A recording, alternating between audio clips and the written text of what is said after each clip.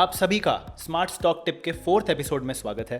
हर बार की तरह ये एपिसोड भी आपको बताएगा कि कैसे आप अपने लाखों रुपए बचा सकते हैं या फिर ये कह लीजिए कि लाखों रुपए एक्स्ट्रा कमा सकते हैं म्यूचुअल फंड्स में इन्वेस्ट करके, अगर आप ये छोटी सी बात जानते हैं। आज मैं आपको इस एपिसोड में बताऊंगा कि डायरेक्ट म्यूचुअल फंड और रेगुलर म्यूचुअल फंड के बीच में क्या अंतर होता है, क्यों डायरेक्ट म्यूचुअल फंड को काफ़ी लोग बेटर ऑप्शन बोलते हैं और कैसे आप डायरेक्ट म्यूचुअल फंड में इन्वेस्ट कर सकते हैं। और सबसे इंपॉर्टेंट बात, आप इन्वेस्ट करते समय ये पहचानेंगे कैसे कि जिस म्यूचुअल फंड में आप इन्वेस्ट कर रहे हैं वो डायरेक्ट है या रेगुलर है। एक बात तो साफ है, रेगुलर म्यूचुअल फंड में इन्वेस्ट करना आपके लिए महंगा पड़ता है और कंपनीज और डिस्ट्रीब्यूटर्स के लिए थोड़ा सा ज़्यादा प्रॉफिटेबल रहता है। इसी कारण से जब कंपनी अपना म्यूचुअल फंड प्रमोट करती है या कोई डिस्ट्रीब्यूटर आपके पास आता है म्यूचुअल फंड की एडवाइस लेके, तो वो 99.99% आपको रेगुलर म्यूचुअल फंड बेचने की पूरी कोशिश करते हैं, जिसमें कोई गलत बात नहीं है। पर अगर इन्वेस्ट करने से पहले ही आपको ये पता हो कि रेगुलर और डायरेक्ट में क्या अंतर होता है,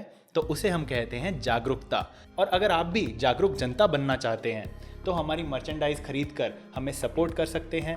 हमने हमारी टी शर्ट पर भी यही प्रिंट करवाया है, we know what you don't tell us, यानी हम वो सब जानते हैं जो आप हमें बताना नहीं चाहते। तो अब सबसे पहले बात करते हैं रेगुलर म्यूचुअल फंड की। तो कहानी 2013 से पहले की है, जब डायरेक्ट म्यूचुअल फंड जैसी कोई चीज़ एग्जिस्ट भी नहीं करती थी। उस समय पर जैसे आप आज शेयर्स में इन्वेस्टमेंट करते हैं, आपको एक डीमैट अकाउंट खुलवाना पड़ता है। उसके बाद जिस भी ब्रोकर के पास आपने डीमैट अकाउंट खुलवाया है उसे शेयर्स खरीदने पर एक ब्रोकरेज फी देनी पड़ती है। सिमिलरली म्यूचुअल फंड्स खरीदते समय भी आपको एक डिस्ट्रीब्यूटर्स कमीशन देना पड़ता था, क्योंकि आप कभी भी डायरेक्टली म्यूचुअल फंड खरीदते नहीं थे। आपके बिहाफ पर एक डिस्ट्रीब्यूटर म्यूचुअल फंड हाउस जाता था, सारा पेपर वर्क करता था और फाइनली म्यूचुअल फंड में आपका इन्वेस्टमेंट शुरू करवाता था। तो इसके बदले में वो आपसे चार्ज करता था डिस्ट्रीब्यूटर फी। अब ये जो डिस्ट्रीब्यूटर फी होती है ये आपको अलग से नहीं देनी पड़ती, ये आपके म्यूचुअल फंड के एक्सपेंस रेशो का ही पार्ट होती है। यानी एग्जाम्पल के लिए एक्सपेंस रेशो हो सकता है आपके म्यूचुअल फंड का 2%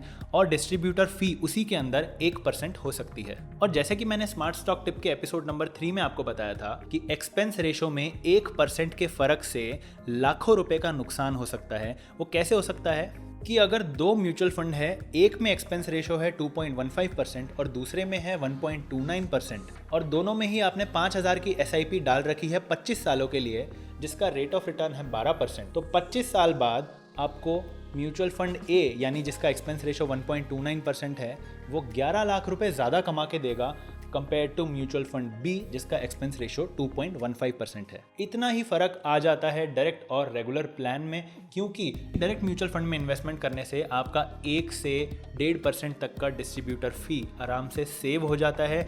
यानी 10-11 लाख रुपए अकॉर्डिंग टू ये वाला एग्जाम्पल आप बचा सकते हैं। और क्योंकि हर mutual fund tax saving mutual fund नहीं होता, तो ये भी मान के चलना चाहिए कि आपकी पूरी कमाई पर टैक्स भी लग जाएगा और ये भी मान के चलना चाहिए कि आपकी पूरी कमाई पर इन्फ्लेशन का असर भी पड़ेगा। यानी 25 साल बाद महंगाई आसमान ही छू रही होगी। और उसके साथ साथ अगर 10-11 लाख रुपए का आप डिस्ट्रीब्यूटर कमीशन भी दे देंगे तो आपकी कमाई सिग्निफिकेंटली डाउन हो सकती है। मैं डिस्ट्रीब्यूटर के थ्रू म्यूचुअल फंड लेने को बिल्कुल भी डिस्करेज नहीं करता हूँ, पर अगर आपके पास ऑप्शन है अपना खुद का पैसा बचाने के लिए तो उसके बारे में आपको ज़रूर पता होना चाहिए। ये जो 1 से 1.5% का डिस्ट्रीब्यूटर कमीशन है ये आपको देखने में भले ही कम लग सकता है, क्योंकि आप ये सोच रहे हैं कि मैं तो 1 लाख रुपए के आसपास का इन्वेस्टमेंट करूंगा 1 साल में, उस पर मुझे कमीशन देना पड़ेगा 1,000 या 1,500 रुपए। पर आप ये भूल रहे हैं कि ये कमीशन आपको हर साल देना पड़ेगा अपनी टोटल इन्वेस्टमेंट का, और इन्वेस्टमेंट पे हुए प्रॉफिट पर भी देना पड़ेगा। तो अगर आपकी इन्वेस्टमेंट कंपाउंड हो रही है तो आपका डिस्ट्रीब्यूटर कमीशन भी कंपाउंडिंग से ही बहुत ज़्यादा इंक्रीज हो जाएगा।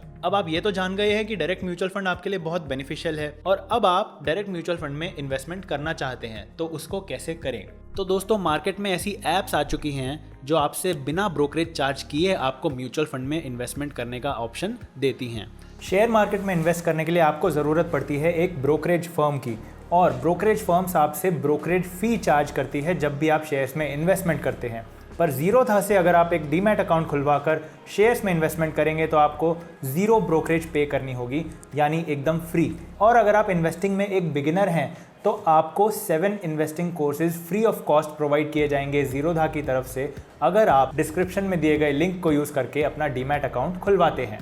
अगर आपको ये वीडियो पसंद आया तो प्लीज़ लाइक का बटन दबाएं और सब्सक्राइब करके बेल आइकन भी दबा लीजिए, क्योंकि अगर ये वीडियो आपको पसंद आया तो आगे वाले भी आएंगे और आगे वाले वीडियो आप मिस नहीं करना चाहेंगे। जाते जाते आज के सवाल का जवाब दे दीजिए। जीतने वाले किसी एक विनर को मिलेगा 51 रुपए का पेटीएम कैश, जिसका रिजल्ट हम ब्लॉग पे पब्लिश करते हैं, जिसका लिंक आपको डिस्क्रिप्शन में मिलेगा। अगर आप हमसे लाइव बातचीत करना चाहते हैं तो इंस्टाग्राम पे फॉलो करना बिल्कुल भी मत भूलिए। हर संडे वहां पर लाइव सेशन कंडक्ट होता है। और अगर आप वीडियो आने से पहले ही लेटेस्ट डॉक्यूमेंट्स एंड अपडेट्स पाना चाहते हैं तो टेलीग्राम ऐप डाउनलोड करके लेबर लॉ एडवाइजर सर्च करें और ग्रुप को ज्वाइन कर लीजिए। और लेबर लॉ एडवाइजर के सभी सब्सक्राइबर्स जिन्होंने ज्वाइन बटन पर क्लिक करके एक मेंबरशिप ली है, उन्हें हम बहुत बड़ा थैंक यू बोलना चाहते हैं, क्योंकि आप लोगों की वजह से हमें सपोर्ट मिलता है नए वीडियोस क्रिएट करने का।